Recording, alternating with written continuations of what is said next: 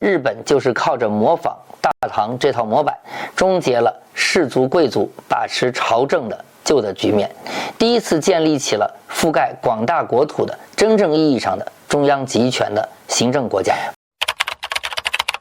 大化改新。1645年，大和政权的深宫里刚刚经历了一场惊心动魄的较量。苏我氏的家族败下阵来，孝德天皇坐稳了位置。这位新天皇呢，跟之前的掌权的苏我氏一样，都想把权力牢牢地攥在中央的手里，把国家整治得更加的有力。而且他手里有张苏我氏没有的王牌，就是那些陆陆续续从大唐学成归国的遣唐使们。这些年轻人可是亲眼见识了当时世界上最先进、最强大的国家唐朝是怎么运转的。更重要的是呢，唐朝那会儿已经成型的出了一套非常完备的综合性的法律条文，这不正好就是孝德天皇可以抄作业的范本吗？所以刚刚登基不久呢，孝德天皇就雷厉风行地启动了大化改新。他这次改革比苏我氏那套可彻底多了，重点就是狠狠地削弱地方豪族各种士的势力，把权力都收归中央朝廷。到了第二年，也就是公元646年的1月22日，他正式发布了一个纲领性文件，叫做《改新之诏》。由于大化改新对于日本的历史影响特别的大，对于我们理解现代日本也非常有帮助。接下来呢，我们重点讲讲改新之诏。这个诏书很长，我们梳理了一下，其核心意思呢就4条。第一条呢最狠，废除世姓制度。什么意思呢？就是以前那些大家族，我们叫做士啊，能决定自家成员的生杀予夺、当官发财的命运，现在呢不行了，这些权利全部收归中央了。第二条管地盘，重新划分行政区。从前呢是地方豪族说了算，现在也不行了，得向中央负责，把首都分成了4个区管起来，连带着京畿地区，也就是说首都周边的那些地方，相当于今天的关西京都、奈良、大阪那一大片，直接归中央管。你要是去过奈良呢，不妨好好回忆一下平成宫的古都氛围。这古都可是1000多年前就开始规划了，也是日本首个被纳入世界文化遗产的考古遗址。第3条是管人头，搞户籍登记，方便收税、征兵、派劳役。国家要运转，关键呢就是要钱和人。第4条讲透明，公开税收标准和官员俸禄，让大家心里头呢都有本账。这套新的制度除了9州4国，很快就覆盖了本州岛的大部分地区。地方设国，相当于中国的省，下面再设平，后来改叫做郡，行政区划一下子就清晰了起来。可以说呢，日本就是靠着模仿大唐这套模板，终结了士族贵族把持朝政的旧的局面，第一次建立起了覆盖广大国土的真正意义上的中央集权的行政国家。不过呢，话也得说回来，日本呢学唐朝也并非全盘照搬，在彻底废除了世袭特权这一特点上呢，就没有中国走得那么远。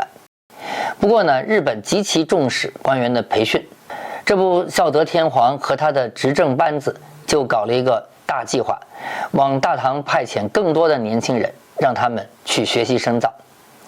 一登基，他就火急火燎地安排了2批遣唐使。第一批呢，120多个有前途的小伙子，走相对保险的北路，沿着朝鲜半岛的海岸线去了中国。另一批呢，人数规模差不多，但是呢，走了风险较高的南路，直接横渡大海。结果呢，南路的船队遭遇了大风暴，几乎全军覆没。北路那批倒是历经艰险，最终呢，到达了繁华的大唐长安，学习治国理政，学了好几年才返回了日本。此时的唐朝真的就是全世界最顶级的国际大都会，朝鲜人、日本人都跑来学习，甚至于还有一位才华横溢的日本人，居然能够通过唐朝的科举考试当上了唐朝的官员。他就是鼎鼎大名的阿倍仲麻吕，中文名叫做朝横。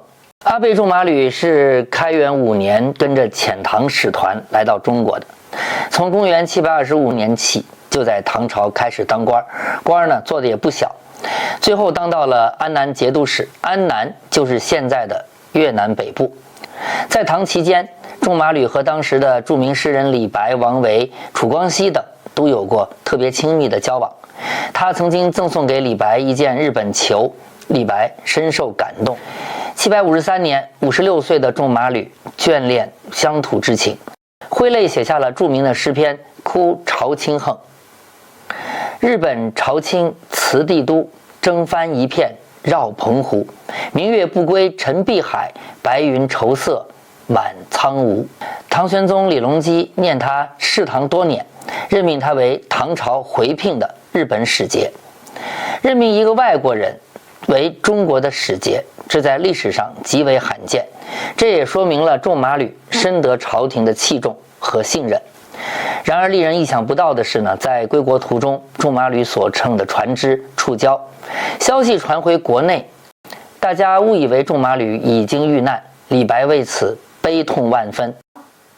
不过呢，仲马吕实际上并未遇难，而是漂泊到了越南，在历经艰难之后，于公元755年6月再次返回了长安。见到李白为他写的诗，真是百感交集。可惜当时的李白呢，也已经不在了长安，历劫之后呢，却见不到了故友。仲马吕只得回赠一首《望乡》：霎年长安住，归不到澎湖。一片望乡情，尽付水天处。魂兮归来了，感君痛苦无。我更为君哭，不得长安住。两首诗篇呢放在一起，让我们看到了一段跨国友情流传千年的佳话，更是中日文化交流的美好见证。唐大历5年，公元770年，阿倍病逝于长安，享年78岁，被唐代宗追赠为潞州大都督。望乡的阿倍仲马吕最终也没能够回到自己的故乡。从朝恨一般的外国遣唐使以及学问僧身上，可以另一个角度看出大唐文化的自信与开放包容的气度。总而言之，向大唐学习给日本带来了脱胎换骨的变化，但是学习的过程也不总是一帆风顺，甚至伴随着刀光剑影。在下一次，我们就聊聊日本在一场关键的战役中败给了唐朝之后，痛定思痛，从中学到了哪些深刻的军事教训，这些教训又如何塑造了后来的日本。